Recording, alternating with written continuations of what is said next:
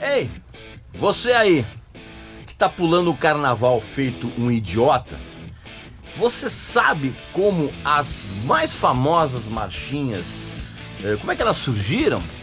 Não, né? Não sabe nada, né? Então assista esse vídeo e presta atenção.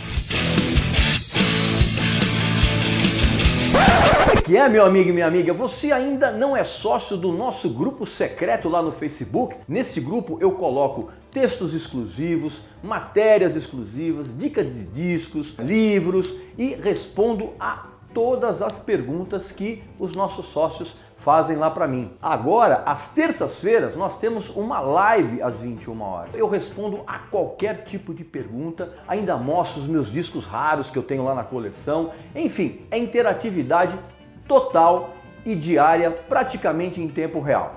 Para você ser sócio é muito fácil, basta que você acesse o primeiro link aqui na descrição do vídeo e você vai entrar na nossa nova plataforma de apoio, que é o Apoia-se. E lá você vai ter toda a orientação para se inscrever e fazer parte do nosso seletíssimo grupo secreto lá no Facebook. Meu amigo e minha amiga, você que está pulando o carnaval aí, você certamente já se deparou com algumas músicas horrendas, né?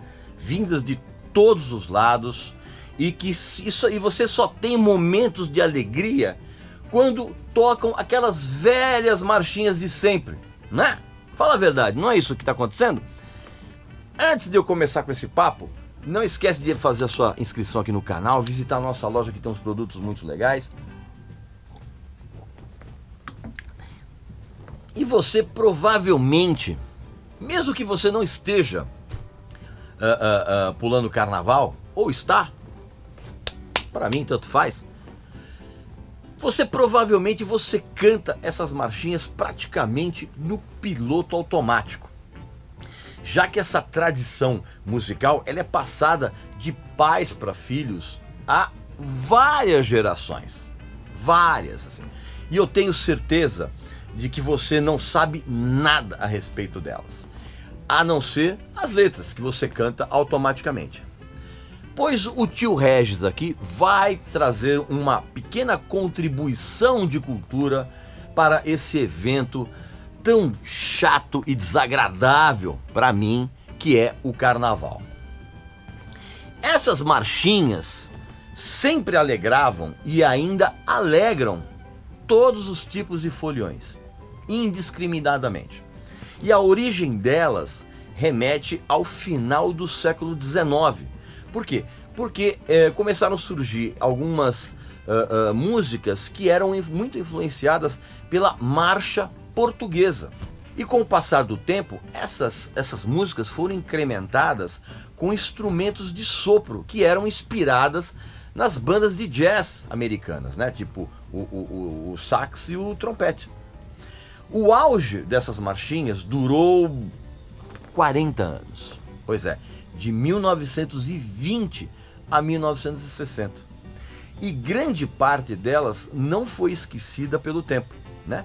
Já que os sucessos de um ano, eles eram repetidos nos carnavais dos anos seguintes e assim por diante. E isso continua até os dias atuais. Uma coisa muito interessante, cara, que as letras dessas marchinhas sempre foram mostravam assim caricaturas da sociedade brasileira de cada época, né? Com letras maliciosas, muito divertidas e com duplo sentido. O humor era muito escrachado e retratava, de uma certa forma, os costumes e a história do Brasil nas respectivas épocas da sua composição e do seu lançamento.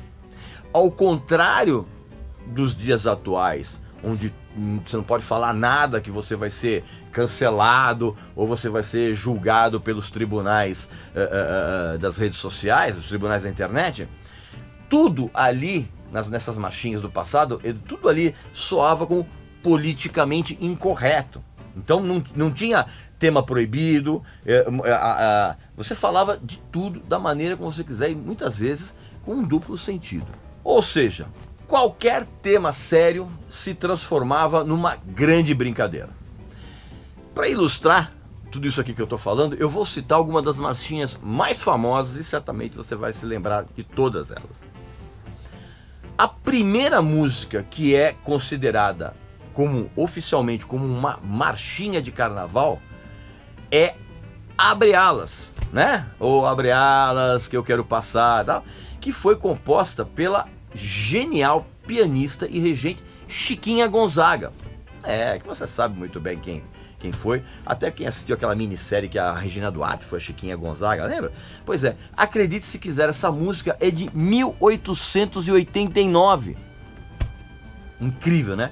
E a Chiquinha, ela fez essa música especialmente para um cordão carnavalesco, né? Que não tinha escola de samba, era um cordão carnavalesco carioca chamado Rosas de Ouro. Quer um outro exemplo?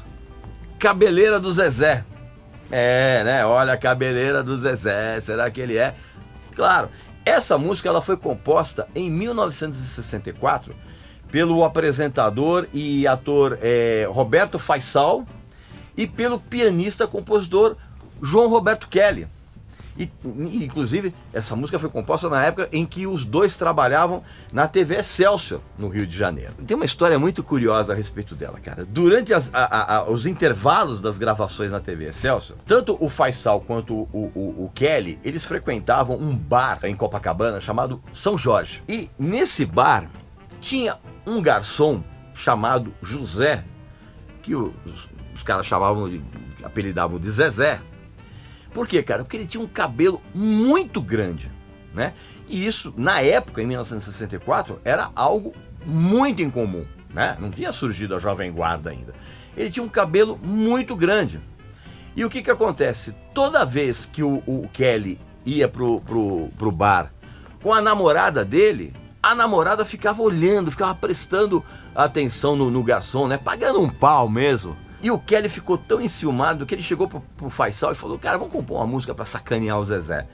E aí, por conta desses ciúmes e pra tirar um sarro do garçom, a dupla começou a compor a música, que se tornou, talvez, não vou dizer o maior sucesso, mas certamente um dos 5 maiores sucessos de qualquer baile de carnaval, seja na rua, seja em salão, seja onde for. Tem 2 marchinhas muito famosas que têm o mesmo enredo, vamos dizer assim.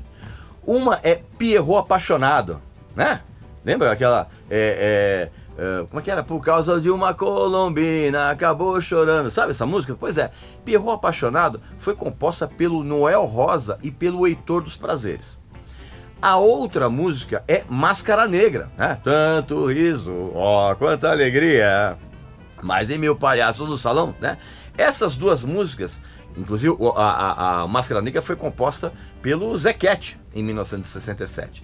E essas 2 músicas, elas tinham um mesmo tema, que era um Pierrot serviçal, pobre e muito ingênuo, que ele se apaixonava pela Colombina, né? Que era uma dama de companhia, mas ela só tinha olhos pro Arlequim, que era um cara meio debochado, meio preguiçoso, e o Pierrot, ele finalmente consegue vamos supor, chegar na Colombina, né? É aquele típico triângulo amoroso, né? Só que de uma maneira inocente. Lembra da Mulata Bossa Nova? Mulata Bossa Nova caiu no rally-galho, né? Você conhece a música. Essa música não chama Mulata Bossa Nova, ela chama Mulata Iê Iê Iê. Exatamente. E foi um outro grande sucesso do João Roberto Kelly.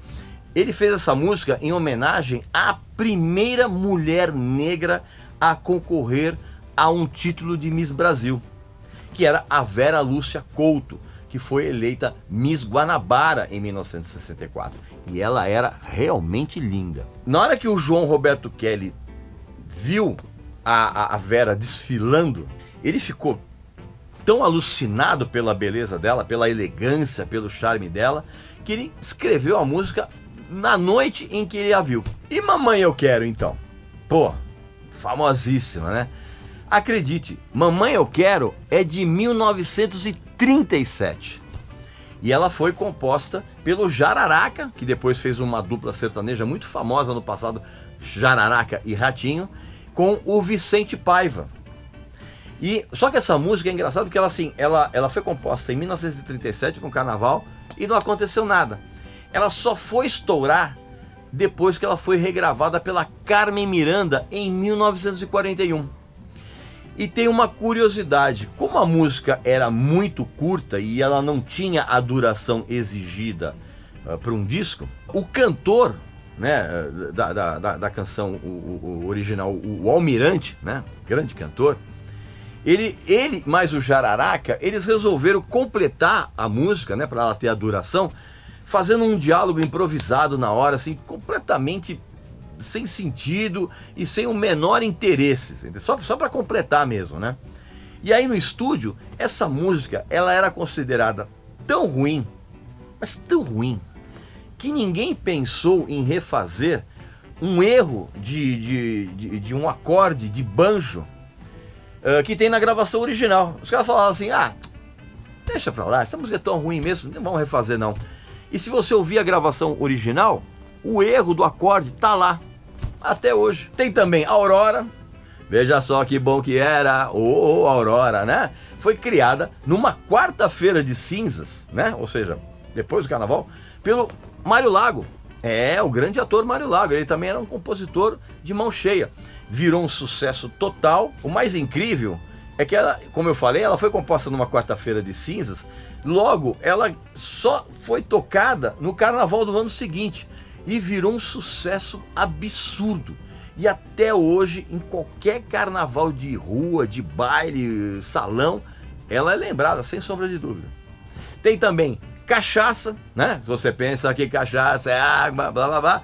Essa música foi criada por um trio de compositores, que era o Mirabeau Pinheiro, o Lúcio de Castro e o Heber Lobato. E essa música é de 1953. E a inspiração para isso, claro, todo aquele monte de gente bêbada que está sempre presente em todos os locais onde há carnaval. E por falar em gente bêbada, teve uma outra música também que teve como inspiração esses beberrões de carnaval, que é Turma do Funil, né? Chegou a Turma do Funil, né? Que foi composta pelo mesmo Mirabeau, junto com o Milton de Oliveira e o Urgel de Castro. Essa música foi criada em 1956 e teve exatamente como a inspiração, né? Essa cambada de gente que não consegue se controlar e bebe até cair. Tem uma curiosidade, cara, essa música foi regravada nos anos 80, sabe por quem, cara? Pelo Tom Jobim e pela Miúcha. Claro que tem Me Dá um Dinheiro Aí, que foi composta no início dos anos 60 pelo trio Ivan, Homero e Glauco Ferreira, e foi a primeira gravação do Moacir Franco, tá? Grande cantor, grande subestimado cantor. E a marchinha de carnaval famosíssima, mais recente que existe, é A Pipa do Vovô. Meu amigo, que é o clássico mais recente, que foi composta pela dupla Manuel Ferreira e Ruth Amaral, e foi imortalizada, claro, na voz do Silvio Santos. Incrível, né? De lá pra cá, nunca surgiu outra marchinha de carnaval que tenha se tornado famosa. Por quê? Porque as músicas são muito ruins, nenhum samba enredo emplaca nacionalmente como um grande sucesso, e o carnaval de hoje em dia tem um monte de outros sons simplesmente horrorosos, mas isso é assunto para um outro vídeo, tá legal? Enfim, meu amigo e minha amiga, você então que está pulando o carnaval ou que pulou o carnaval e não tem mais saco para isso, certamente você vai lembrar dessas marchinhas todas que eu falei aqui, e você agora sabe como e quando elas foram criadas, tá legal? Não esquece de fazer a sua inscrição aqui no canal, mesmo é carnaval, mas você pode fazer a sua inscrição aqui. Não esquece também de visitar a nossa loja, que tem uns produtos muito legais. E eu volto muito em breve com mais um assunto legal para falar para vocês. Um abração, até mais!